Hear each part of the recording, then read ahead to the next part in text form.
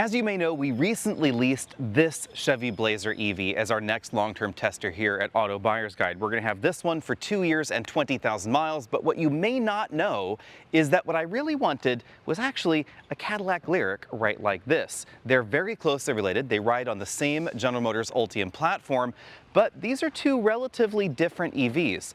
Part of that is because this is the first non-pickup truck vehicle built on the Ultium platform, the first SUV. And as a result, it's one of the few Ultium vehicles that still has one of the most asked for features in a new vehicle today. Yes, that is CarPlay. Also, there's the design. I think the Lyriq is simply better looking. I really love the fact that this doesn't look like a squashed SUV. It actually looks a little bit more like a station wagon, if I'm perfectly honest. Admittedly, maybe station wagon, sort of mixed with a little bit of Sportback right back here in the rear. But let's start things off where they should start off. And if there's a BART train running around behind me, I apologize for that in advance. Over here in the Blazer, of course, we find full LED headlights and kind of a mini-me version of the rest of the Chevy lineup. Blacked out grille right there, sort of blanked out grille because not a lot of cooling is required. The build quality on the Blazer, I think it could be just a little bit better. I do not like the fact that this tow hook thing just kind of sticks out there. Over here in the Cadillac, it's certainly much more of a premium experience. We have full LED headlights, but these are these new multi-module sort of ice cube-like things that we've seen from Cadillac for a while. And then we get the whole animated startup sequence on this faux grille. Both of them have faux grilles, kind of in line with the rest of their lineup, but this one has an LED pattern that starts in the center, progresses, and then cascades down there with the LED lights. It definitely adds a lot of theater to the vehicles. Now, style-wise, the rest of the Blazer, it kind of looks like the rest of the Chevy lineup, if I'm honest. From the way the headlights interact with the vehicle to just the general side profile. It's not as upright as the regular Blazer, the gasoline Blazer, but it certainly looks a lot like the rest of the Chevy lineup. You'll notice that back here we have a bigger window on the side. That not only gives the Blazer a more of a floating roof look than we find in the Lyriq, it also gives it a squarer cargo area in the back. You'll really notice the difference if we go all the way around the rear. We have more of a vertical hatch here in the Blazer. Again, more of a Sportback kind of liftback look in the Cadillac. Taillights, full LEDs in both vehicles, but these don't offer any sort of animation startup sequence. We have the actual windshield wiper back there, kind of a novelty in a modern EV. Over in the Cadillac, we have these electric door handles. These are very modern and very in with EVs. Of course, they're going to be flush when the vehicle is off. And they, of course, have touch sensors so that way it knows that you're approaching the vehicle. And speaking of approaching the vehicle, as you approach, of course, it's going to unfold the handles. It's going to do the song and dance with the LEDs. And there's a lot of song and dance because there's a lot of LED here. This light pipe stretches all the way from the side, all the way around the back. It definitely is a very, very distinctive look. Also accentuating the look in the Lyriq is the fact that this is actually a bit longer than the Blazer, and you'll notice it not just in the style on the outside, but also inside, because the cargo area is a bit longer. But it's not as tall. You'll really notice that this glass is much more horizontal than it is vertical. No wipers happening back there. We have this little lip spoiler on the top, and then the brake light, it's right there in the center of everything.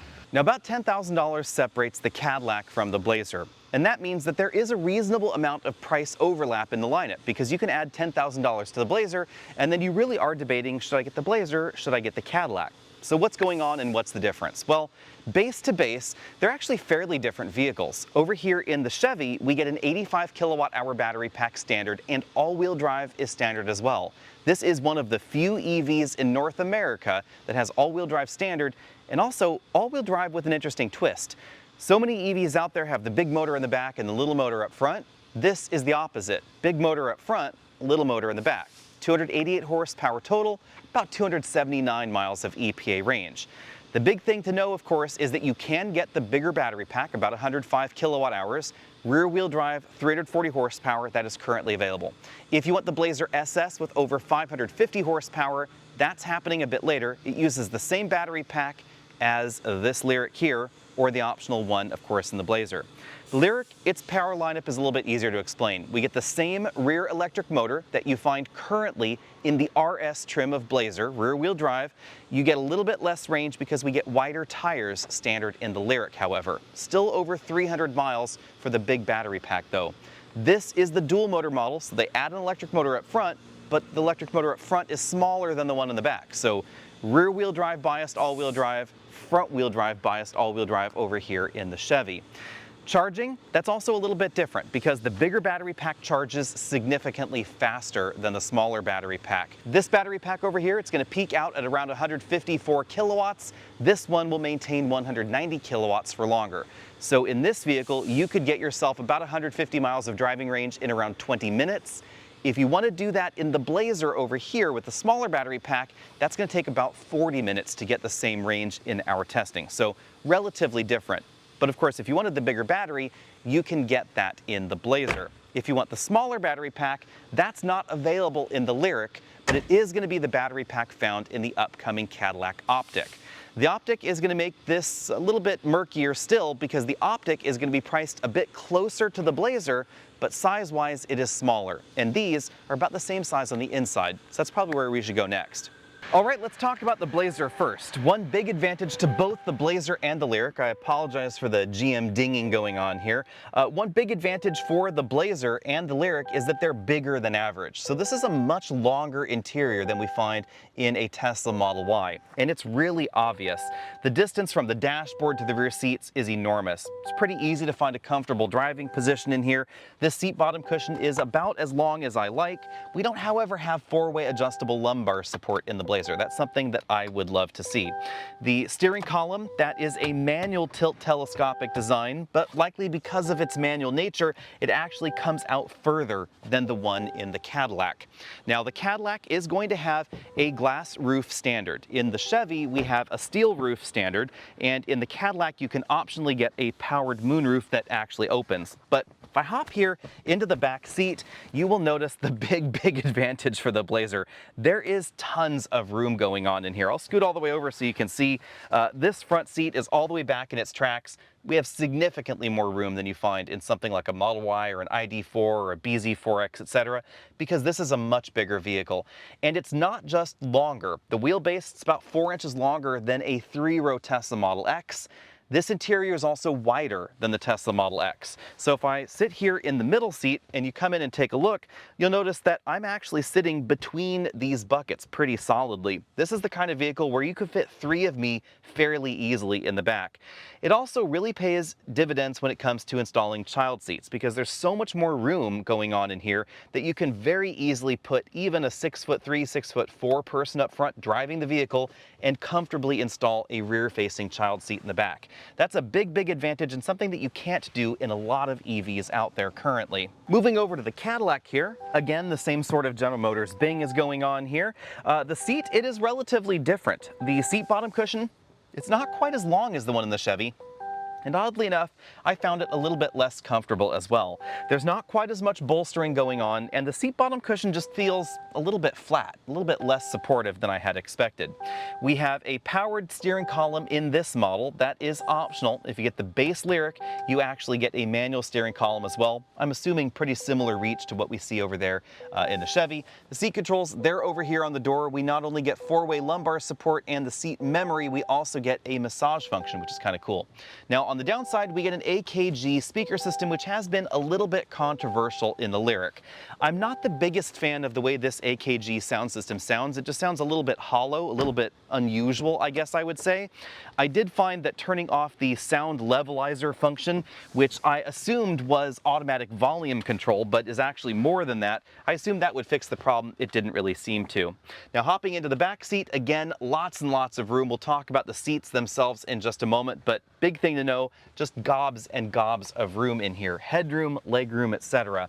Even though the roofline is relatively low, it's still a pretty roomy interior, and that is one thing to keep in mind with both the Blazer and the Lyriq.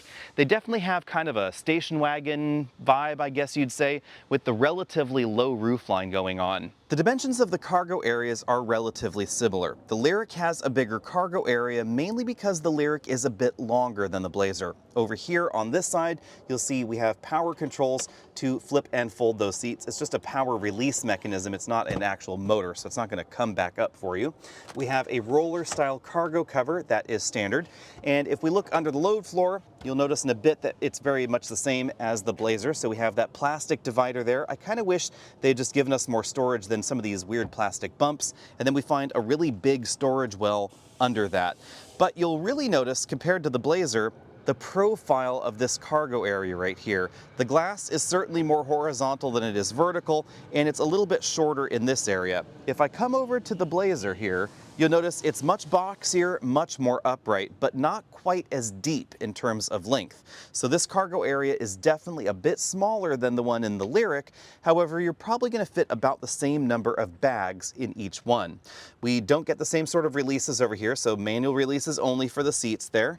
And if I look under the load floor, it's not the double fold load floor where you can lift up just one section and then have access to that storage well. It's just one single piece, as you can see right there.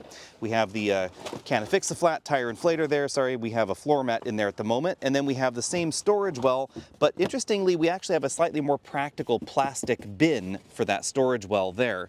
Now, that storage area itself is not as big as the one that we find in the Lyriq. So if we go back over here, you can see this one is coated in carpet, so it's a little bit quieter, probably part of why this is a quieter vehicle. It's a little bit larger, but coated in carpet. I actually kind of like the ability to wash that other one out, and then that load floor, it folds in half. Now, part of the reason range is lower on the Cadillac for the same battery pack is the wheel and tire setup that we have here. These are 275 40R22s. These are 22-inch wheels. They're absolutely enormous. And you can see they're not quite as aero-focused in terms of their design as what we find over here on the Blazer. Now keep in mind, this is the base Blazer model over here at the moment, so this not only has skinnier tires, 255s, we have more sidewalls. These are 60 series, and then we have 19-inch wheels. Certainly less visibility through the wheel because these are much more of an aerodynamic design. Charge doors, those are pretty similar. Over here we click the Cadillac icon because that's where the button is to open and close that charge door. Basically the same sort of thing going on behind there. This one has the optional 19.2 kilowatt onboard charger. Over here in the Blazer, they give us two little bumps to know where to press that, and that's because the button is over there, but it's basically the same charge door. And then on board here, we have an 11 kilowatt charger. Let's look across the rear seat area now. We have the same sort of imitation carbon fiber that you saw up front. The upper section of the door, that's a hard plastic. We find a soft touch insert in the middle, and then harder plastics down below. The rear seat bench design is actually pretty similar between the Chevy and the Cadillac. Obviously, the materials are different, however, and that means they both have a really wide bench. You'll really notice that if you put child seats in here and you want to put an adult back here with them, or you just need to carry 3 adults in the back, this middle seat is really wide and surprisingly comfortable, actually. We have an essentially flat floor there, and it's wide enough that I didn't really feel like I was sitting on these bolsters if I'm sitting in the middle seat. Now, unfortunately, they both have the same sort of latch anchor design at the bottom. And the downside to that over here in the Cadillac is that if you're sitting in this seat, you'll notice in the small of your back, you'll really feel this sort of bolster area here. It's not uncomfortable because your back's going to be in that area. I didn't really feel like I was sitting on those latch anchor doors, but it feels odd just because of the way that protrudes from the seat back. The armrest design, pretty similar. 2 cup holders right back there, again nice and wide, but we find more premium materials on the doors of the Lyriq. So up here we have soft touch slush molded plastics, stitched goods right there, and then at the bottom of the door we find more of a rubbery kind of material, very similar to the dashboard up front, but certainly much more premium looking. And of course we get real wood trim there. We get the AKG speaker grills. These appear to be metal in this particular model, and then these lower ones appear to be plastic. Another change that really affects the rear passengers is the front seat design. You'll notice we have this relatively unusual design here where instead of having the leather upholstery wrap all the way around, we actually have a different plastic piece here that has then been covered in upholstery. So this is a stitched piece here on the back of the seat, nice stitched section right there for that little pocket, but it does occupy quite a bit more room. Before we go to the Blazer, let me show you the climate controls because we do have 3-zone climate control here, air vents there, 120 volt power outlet, USB-C charge ports there. If we go over to the Blazer and take a look at these seat backs, these are much more of a conventional design. And interestingly, that means you actually get more room as a passenger because that plastic thing that goes onto the back of the Cadillac seat, it actually takes up about 3/4 of an inch to an inch of room. So if you're worried about putting taller people in the back and some of those large rear-facing child seats, it's going to be roomier in the Blazer than in the Cadillac. It's just not going to look quite as cool, I guess. Over here we have bigger air vents with the same sort of style that we found up front, and they do appear to actually put out more air than the ones in the Lyriq. So Lyriq is a little bit more style over function in that respect. Same sort of USB-C charge ports there, but no 120 volt outlet. And let's just take a look at the armrest here. As you can see, it is definitely pretty similar. Now let's take a look at the interior design. I have to say that GM has been doing a pretty decent job at differentiating their products these days, specifically between GMC, Chevy, and Cadillac. And we certainly see that in these two vehicles. They have different displays, but they run the same core software.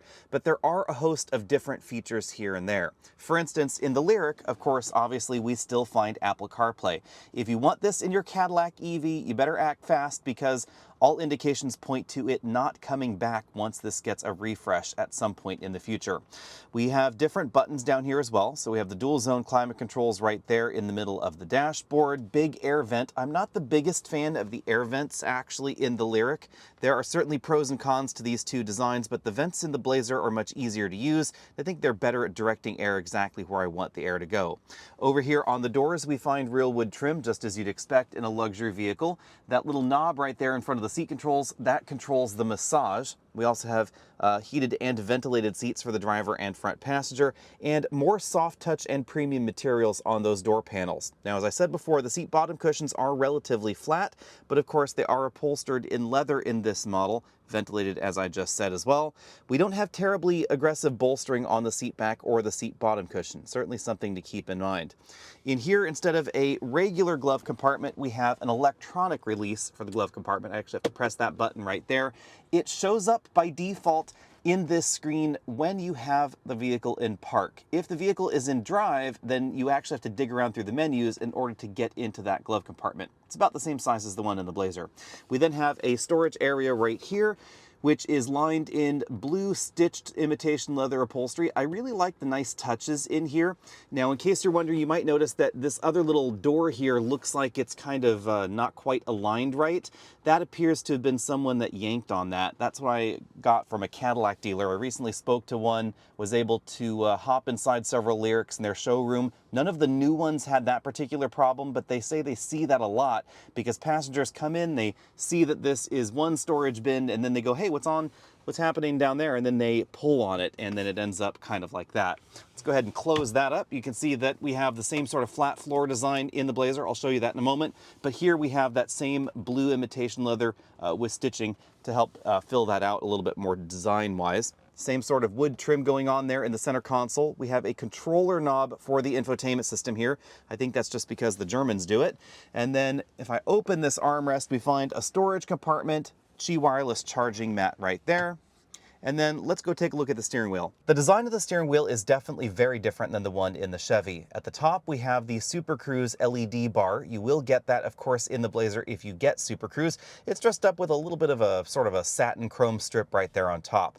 But the bulk of the steering wheel is what's really different. Instead of having the volume and track up down controls on the back of the steering wheel, we have touch buttons on the front for pretty much everything except for following distance for the adaptive cruise control. Interestingly, adaptive cruise control is not standard in the Lyriq anymore. Super Cruise is optional, adaptive cruise control is optional. That's the button to engage and disengage the Super Cruise system. We have a heated steering wheel button right there. And then over here on this side, we have track forward, backward as touch buttons, volume up, down as a toggle. And then this toggle controls the audio source. There is a paddle on the back of the steering wheel. That's over here for regenerative braking. And it is a variable regen paddle. So the harder you pull on it, the more regenerative braking you get. It is actually kind of a novel thing. I've gotten a lot more used to it than the first time I experienced one of GM's variable regen paddles, and I've actually come to appreciate that and like it. What I don't like too much, though, is the shiny black plastic we find on this steering wheel. It shows fingerprints really well. It also shows fine scratches extraordinarily well, and you definitely see some fine scratches on here. On the other hand, we have this absolutely gorgeous full LCD instrument cluster. In fact, this is all one huge LCD across the dashboard. So corner to corner, one single display that's touch enabled.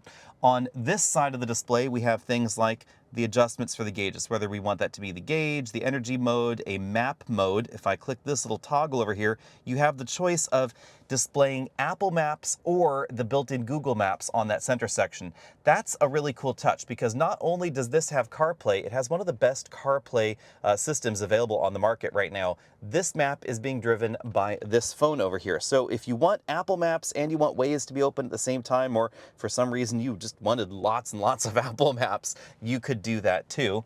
And remember, of course, this also supports Android Auto. But if you get the Blazer, as you're going to see in a moment, you just get the built-in Google system. We have an assist layout, a clean layout. This is also where we find the trip computer and the headlight controls. That's all in there. Then the gauge section right there, and then again that infotainment display. Over here we find the same sort of Google-based operating system that we see in other new GM vehicles, including the Cadillac GMC lineup, etc. And you can download apps from the Play Store, so you can have Waze built in here. You can have Amazon Alexa, that's where we find drive modes, the news, Spotify, PlugShare, all that jazz is going on in there. Jumping into the Blazer, you'll immediately notice that this has more of a perhaps traditional General Motors vibe going on. So if we move on over to the doors, we don't find seat controls there. Those are on the seats themselves on the side. And we actually find slightly more aggressive bolstering for the seat back and seat bottom cushion. Since this is the base model of Blazer, we find imitation leather in here. There's also a fabric insert on the side, and they've dressed things up with some contrasting colors. So there is this ivory section that runs across the seat there. Oddly enough, as I said before, I find these seats more comfortable than the ones in the Lyriq. And honestly, I had not expected that. Moving over to the dashboard, more traditional vents over there, and of course a more traditional glove compartment that opens with a lever. It's not damped quite as nicely as the Cadillac. It doesn't have the same sort of lining, so it definitely feels less expensive. And the dashboard components are not quite as nice as in the Lyriq either.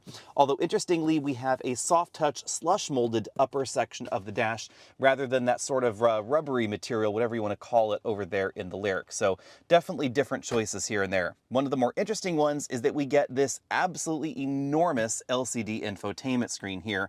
This is huge. So the infotainment section of the display significantly bigger here in the Blazer than in the Cadillac. Keep in mind the Blazer came online a little bit after the Cadillac. That was the first SUV in the Ultium lineup that they produced.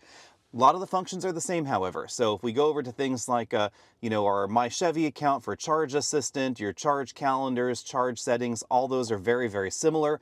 Big deal, of course, no CarPlay, which is a pity because in other Chevy models with this exact same screen, CarPlay is absolutely enormous. We have the Google Assistant, Google Play Store there, of course, the News app, Waze, Spotify, etc., all that stuff going on there. We actually recently received an update to the software which deleted the Google Podcast app.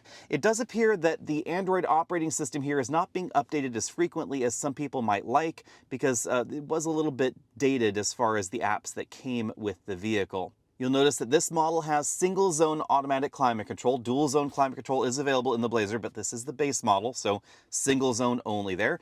Then we have these three big air vents down here. Still lots of shiny black plastic, although it's mostly contained right here in this center console area. And then I have this truly cheesy little display down here because that's how I use CarPlay in the Blazer. And that occupies the storage bin that's right there in the center console. We basically have the same sort of flat floor arrangement in here, but instead of giving it to us in storage, they put this bulky center console in the Blazer. I think that's a bit of a loss. I would have loved to have seen some just different kind of storage bins or something like that there. Two big cup holders right there. We then have, a Qi wireless charging mat that's not a slot, it's more of a mat design. And then back here we have more storage than we find in the Cadillac with a slightly bigger storage bin. Over on the driver's side of things, we have a pretty typical GM steering wheel. And I was a little bit torn about this initially. One of the things I like about the steering wheel is that we don't have the shiny black plastic bits, so it doesn't show fingerprints as well, although this matte strip does a little bit.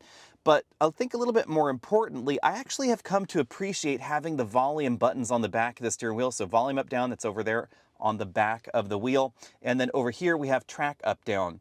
We have a single little tiny paddle. It's much smaller than the one in the Cadillac, and it's just engaging and disengaging more regenerative braking. So it's not adaptive, it's not variable. If you pull harder on it, you're probably just going to break it. It's not going to give you any more regenerative braking. We have regular adaptive cruise control there. No Super Cruise in this specific model. It is available. The steering wheel, that's still heated, button right over there. And I find this button layout just a little bit more logical. Also, they're traditional buttons. The instrument cluster, it's still pretty big. I think it looks small in this interior sometimes just because of how truly enormous this big display is over here. There are, of course, a bunch of different views. You can get a clean layout there, you can get more of a dial layout, you can also get the 2-dial layout, and then there is the built-in mapping layout. That's all being driven by the same Google system. The shifter over here, it's still a column shifter. The controls for the turn signal and the windshield wipers, those are basically the same vehicle to vehicle, although they're jazzed up a little bit in the Cadillac by some different materials, but the buttons and the format, that's exactly the same. You'll notice, however, over here, we do get a wiper control because the Blazer does have a rear wiper. This could be a pro or a con depending on how you look at it, but in the Blazer, we don't have a traditional power button. You turn the vehicle on by putting your foot on the brake pedal and just shifting it into gear with the shifter. To turn off the car, there are times where you may need to use this little vehicle off option right there. For instance, if you realize that you left your headlights on and the screens are all dark, you get in the car, so you put your foot on the brake pedal to turn off the headlights, then you have to turn off the vehicle that way. The Cadillac, on the other hand, has a traditional start-stop button there. You can't just put the vehicle into park and then walk away. That won't turn off the car. Now let's guess which key is which. If you guessed the one with more bling, you are correct. The keys are pretty similar. They're not quite mirror images of one another, however. So the button shapes are actually a little bit different. We have the Chevy logo right there on the back of that one, and of course the Cadillac logo on that one, with again, a little bit more bling on the sides. So what do you guys think? Would you pick a Lyriq or would you pick a Blazer? Keep in mind that for 2025, we don't know complete pricing on the Cadillac yet, but 2025 Blazer versus 2024 Lyriq, it's about a $10,000 spread. But you get the bigger wheels, the wider tires, the much more elegant look up front. You also get a bigger cargo area in the back and a few more features in the Lyriq as well. You also get the bigger battery pack, so significantly more range in the Lyriq, about 315 miles of range versus 279. But you don't get all-wheel drive. So you do have to choose. Do you want the extra power and the extra range? Do you want all-wheel drive? Do you want CarPlay and Android Auto? Because that is something you find on the Cadillac and you don't find on the Chevy. Also interesting, though, are some of the omissions that we find on the new lower-end trim of the Lyriq. For instance, we don't find adaptive cruise control in the base model. You have to work your way up. And the animation that happens on the front grille, that does not happen on the base version of the Lyriq. Now, for me, it all came down to price, and the Blazer was such a screaming deal, like one of the best EV deals going on in North America today, that it was hard to resist. The Lyriq, I think it's still a good value, especially when you take a look at Cadillac's aggressive leasing, but it's not as insane of a deal as the Chevy Blazer, and that is exactly why we went Team Blazer. After spending a week in the Lyriq, though, and being able to compare it very directly with the Blazer, I actually think we went in the right direction for a few other reasons, and that mostly has to do with the audio system and the seats in the Lyriq. I found the seats in the Lyriq to be a little bit less comfortable, interestingly, than the ones in the Blazer, even though these are not as adjustable and they don't feature the massage functionality. And the audio system, it is unquestionably better in the Lyriq, but it's not where I expected a vehicle with a $77,770 price tag to land. Yes, a lot of sevens going on in that price tag, and I had simply expected more of a premium audio experience, and most of the vehicles in this price category, EV or not, are going to have better audio systems. The audio system is not going to be a deal breaker for everybody, but if you love you some tunes, then it could be a problem in the Lyriq. And the Blazer, it's basically general run-of-the-mill mainstream car when it comes to its audio system. It's not the best, it's not the worst, it sounds reasonable, and I didn't have any complaints based on its price tag. So it's not to say that it's better than the one in the Lyriq, I just think it fits the price tag of the Chevy a bit better. The last thing you should keep in mind is that both of these vehicles are going to qualify for the full $7,500 federal tax credit, and that's going to apply whether you lease or you purchase the vehicle. The lease, it's going to be kind of factored into that lease payment. It's kind of opaque, to be honest. But on a purchase, absolutely, you will get the point of sale tax credit as long as your particular tax situation qualifies you for that. So let me know. Again, Team Cadillac, Team Blazer, which way would you go? For us, it's going to be 2 more years and about 18,000 more miles in this Blazer.